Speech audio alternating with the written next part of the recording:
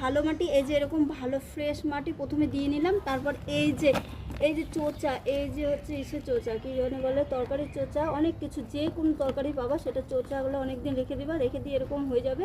তারপর এটা দিবা, দেওয়ার পরে অনেকটা হচ্ছে মাটি দিবা, আবার অল্প একটু কিছুটা মাটি দেওয়ার পরে এই যে গোবর সারগুলো যে করে রাখছিলাম, এই যে গোবর সারগুলো, এই গোবর সারগুলোকে এইভাবে দিয়ে দিতে লাগবে, এইভাবে দিয়ে দিবা। গোবর সার কিছুটা মেশায়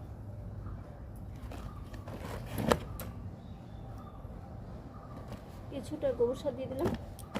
তারপরে যে ইউরিয়া পটাশ যেটা আছে সেটা এইভাবে দিয়ে দেবো। সারটা আমার নষ্ট হয়ে গেছে, তাই এই যে এটা দিয়ে দিলাম। দিয়ে দেওয়ার পরে আবার ভালো মাটি দিয়ে দেবো। ভালো মাটি দেওয়ার পর তারপর আমি বীজটা রোপণ করবো, তোমাদের সেটাও দেখাচ্ছি। এটা আমি গেড়ে দেবো এখানে এইভাবে। কয়েকদিন পরে গাছ যখন